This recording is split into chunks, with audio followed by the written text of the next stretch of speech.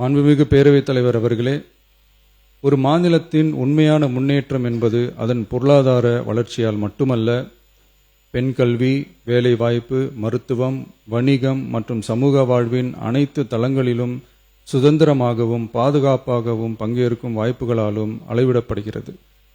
மகளிரின் பயண சுதந்திரம் அவர்களின் பொருளாதார சுதந்திரத்திற்கும் குடும்பங்களின் முன்னேற்றத்திற்கும் அடித்தளமாக இருக்கிறது. தற்போது செயல்படுத்தப்பட்டு வரும் மகளிர் கட்டணமில்லா பயண திட்டத்தில் மாநகரம், நகர்ப்புறங்களில் சாதாரண மற்றும் மலைப்பகுதி பேருந்துகளில் 40 கிலோமீட்டர் வரை மட்டுமே பயணம் செய்ய அனுமதிக்கப்பட்டு வருகிறது. எக்ஸ்பிரஸ், LSS, டீலக்ஸ் பேருந்துகள் மற்றும் புறநகர் பேருந்துகளில் கட்டணமில்லா பயணம் அனுமதிக்கப்படுவதில்லை. தமிழ்நாட்டின் எந்த பகுதியிலும் வசிக்கும் ஒரு மகளிரும் போக்குவரத்து கட்டணத்தால் தமது வாய்ப்புகளை இழக்கக்கூடாது என்ற சமூக நீதி சிந்தனையை இவ்வரசு முதன்மையாக கொண்டுள்ளது.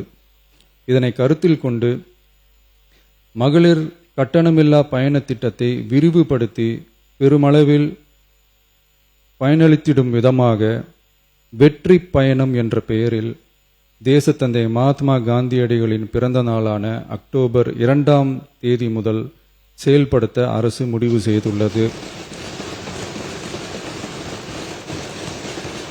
என்பதை இந்த மாமன்றத்தில் மகிழ்ச்சியுடன் அறிவிக்கிறேன். அதன்படி முதல் கட்டமாக மாநகரம், நகரங்களில் சாதாரண பேருந்துகள் மட்டுமின்றி மாநகரம், நகர்பகுதிகளில் இயங்கும் எக்ஸ்பிரஸ், LSS, டீலக்ஸ் அரசு பேருந்துகளிலும் மகளிர் கட்டணமில்லா பயணங்கள் மேற்கொள்ளலாம்.